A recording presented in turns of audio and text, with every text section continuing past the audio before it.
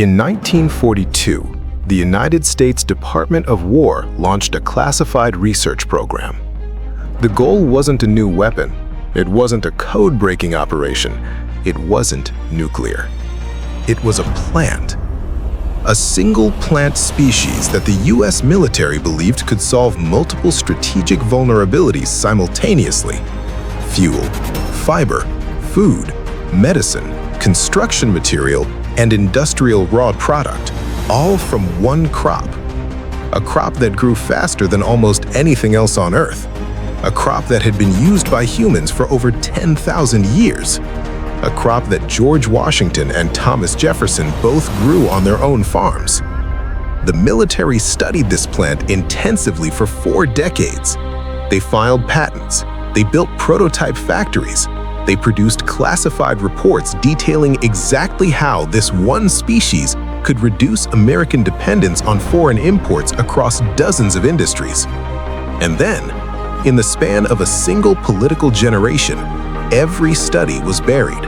Every factory was dismantled. Every report was sealed. And the plant itself was made a Schedule I controlled substance, the same legal classification as heroin. The plant is hemp. And what was done to it is one of the most well-documented conspiracies in American history. Except no one calls it a conspiracy, because the evidence is sitting in plain sight. Before we get to why hemp was banned, you need to understand what hemp actually is, because the first thing that was done to bury this plant was to confuse it with something else. Hemp and marijuana come from the same species, Cannabis sativa, but they are not the same plant. This distinction is critical, and it's the distinction that was deliberately blurred to justify prohibition. Marijuana is a variety of cannabis sativa bred for high concentrations of THC, the psychoactive compound that produces a high. Typical marijuana contains between 15 and 30% THC. Hemp is a variety of the same species bred for fiber, seed, and oil.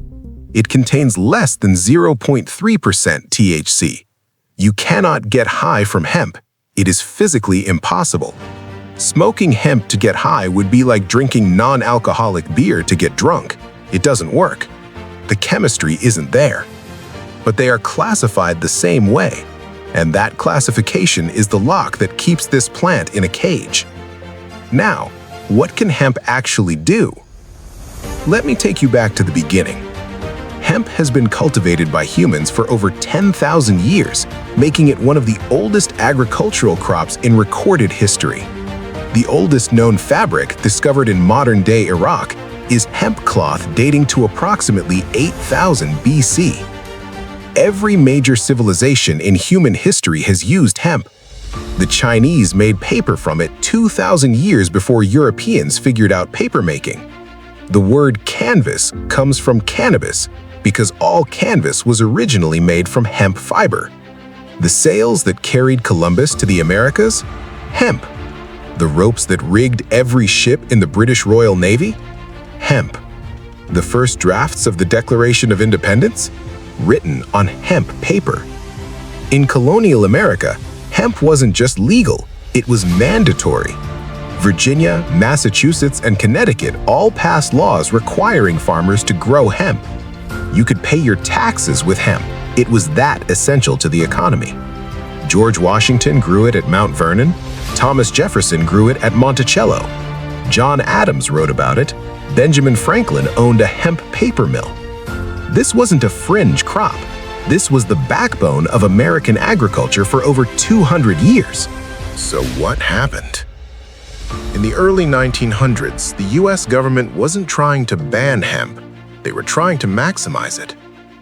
The USDA published numerous bulletins throughout the early 20th century promoting hemp cultivation.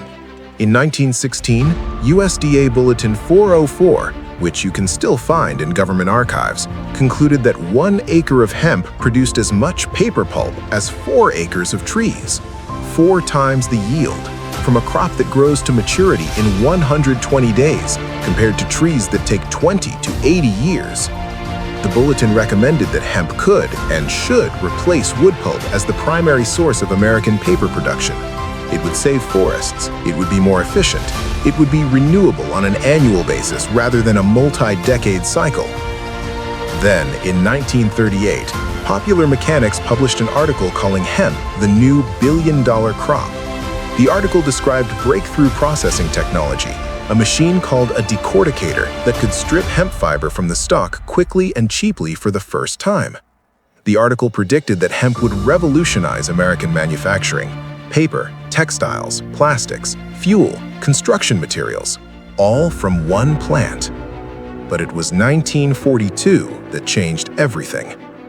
After Pearl Harbor, the Japanese military cut off American access to Manila hemp from the Philippines, the primary source of rope fiber for the U.S. Navy. Overnight, the military had a strategic crisis. They needed rope. They needed it desperately. And the only domestic crop that could produce it was hemp. The USDA produced a film called Hemp for Victory.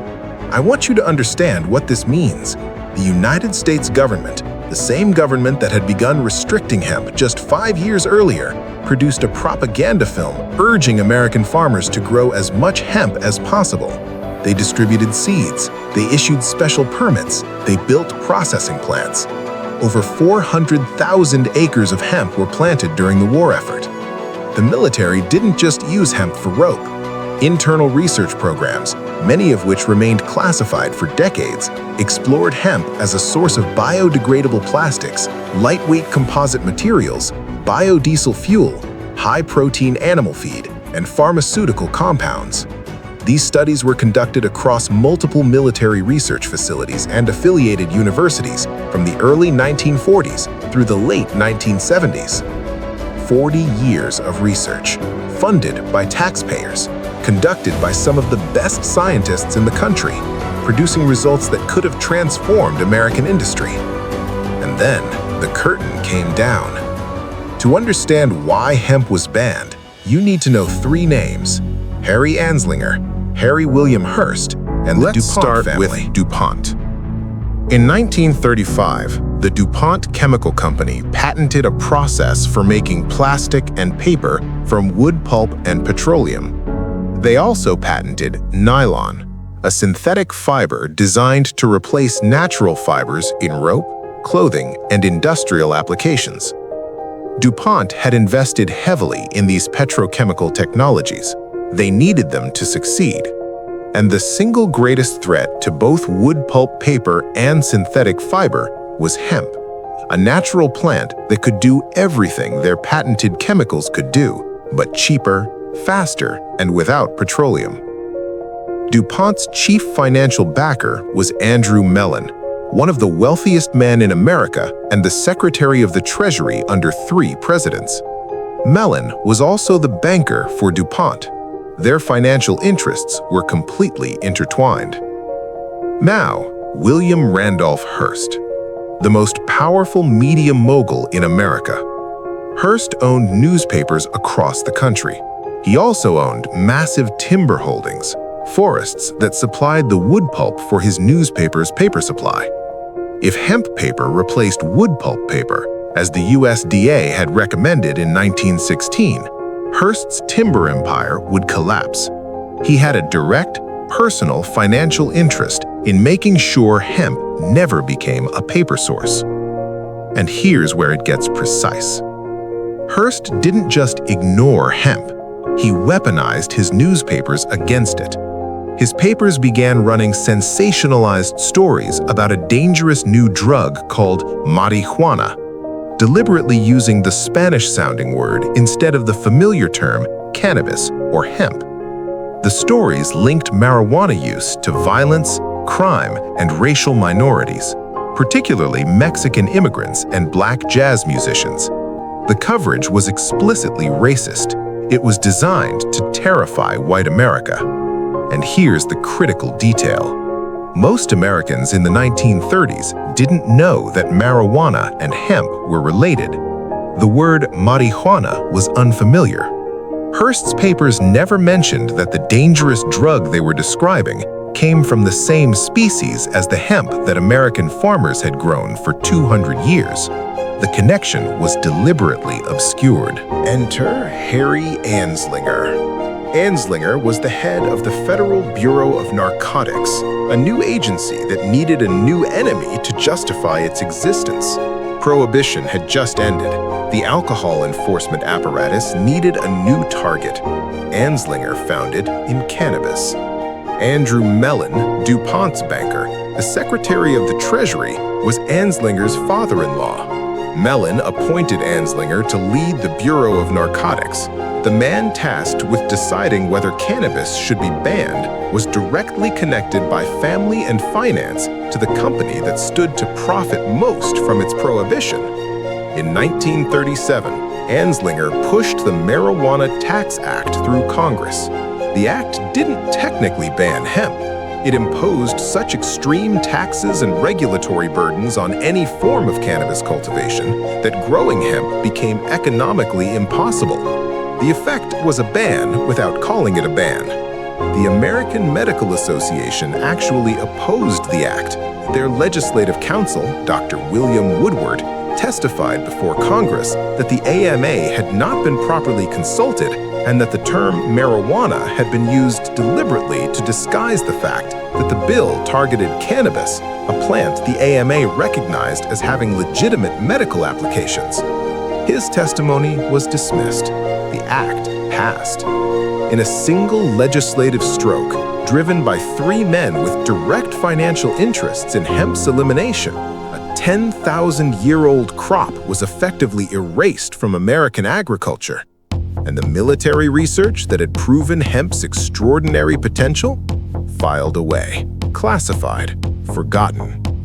Now let me show you why this still matters right now, today. Because the science that the military developed, the research that was classified and shelved, has been independently rediscovered and confirmed by civilian researchers around the world.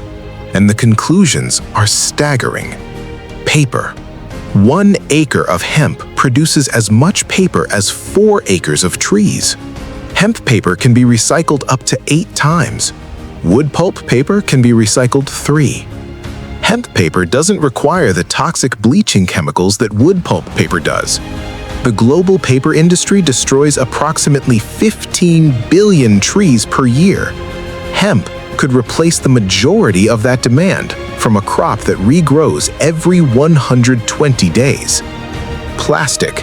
In 1941, Henry Ford built a car body from hemp-based bioplastic.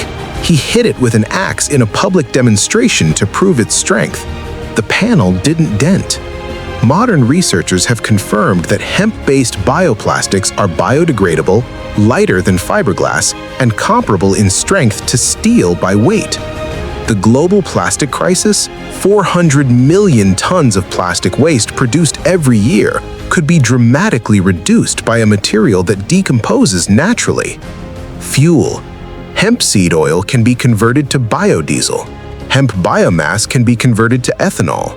A 1998 study estimated that hemp could produce approximately 1,000 gallons of ethanol per acre, competitive with corn ethanol, but without the massive fertilizer and water inputs that corn requires. The entire biofuel debate could have a different answer. Textiles. Hemp fiber is stronger than cotton. It requires no pesticides. Cotton accounts for 16% of global pesticide use, despite occupying only 2.4% of arable land. Hemp requires roughly half the water. It produces 250% more fiber per acre. And hemp fabric gets softer with each wash, while maintaining its structural integrity for decades. Construction. Hempcrete, a mixture of hemp herds, lime, and water, creates a building material that is fireproof, mold-resistant, pest-resistant, carbon-negative, and provides natural insulation. A hempcrete wall actually absorbs CO2 over its lifetime. It is a building material that cleans the air. Soil. Hemp is a phytoremediator. It absorbs heavy metals, pesticides, and toxins from contaminated soil. It was planted around the Chernobyl nuclear disaster site specifically to clean the irradiated ground. It worked. One plant. Paper, plastic, fuel, textiles, construction, soil remediation, and food. Hemp seeds are a complete protein containing all 9 essential amino acids, plus omega-3 and omega-6 fatty acids in the optimal ratio for human health. No other single crop on Earth can do all of that, and no other crop has been fought this hard to suppress. In 2018, the U.S. Farm Bill officially legalized industrial hemp cultivation at the federal level after 81 years of prohibition. 81 years. 3 generations of farmers were denied access to what may be the most versatile crop in agricultural history. And yet, legalization hasn't meant liberation. Hemp farming in America is still buried under regulatory complexity. Licensing requirements, THC testing mandates, processing facility shortages, and a complete lack of infrastructure make it difficult for small farmers to enter the market.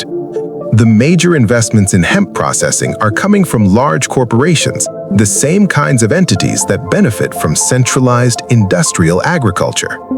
Meanwhile, the industries that hemp threatens, petrochemical plastics, industrial timber, synthetic textiles, chemical agriculture, remain some of the most heavily subsidized and politically protected sectors in the American economy. Cotton receives approximately $6 billion in government subsidies annually. Corn receives over $4 billion. Hemp? Almost nothing. The 2018 Farm Bill didn't level the playing field. It cracked open a door. But the same economic forces that slammed that door shut in 1937 are still standing on the other side. And those 40 years of military research? Most of it has never been fully declassified. The studies exist, the patents exist, the data exists, locked in filing cabinets in government archives, paid for by your tax dollars, and sealed from your view. You paid for the research that proved hemp could change the world, and then you were told it was too dangerous to grow. Here's what I know. A plant that makes paper without cutting trees, plastic without petroleum, fuel without fracking, fabric without pesticides, buildings that clean the air, food that contains every essential amino acid, and clean soil where there was poison. That plant was studied by the most powerful military on Earth for 40 years. They confirmed what 10,000 years of human civilization already knew. And then they locked the results in a drawer because 3 men decided their patents were more important than your freedom to grow a plant. Those men are dead now, but the system they built is still running. The subsidies still flow to cotton and corn. The patents still protect synthetic alternatives. The regulations still choke small farmers, and the filing cabinets are still closed. But hemp is legal again. Barely, reluctantly, with restrictions and asterisks and fine print, but legal. And every seed you plant is a crack in the concrete they poured over this story 87 years ago. Grow it, use it, talk about it, and never let them bury it again. If you want to know about the root that purifies poisoned water in 4 hours, a solution that the world's largest aid organizations have known about for 35 years and still haven't deployed, that story is right here. I'll see you there.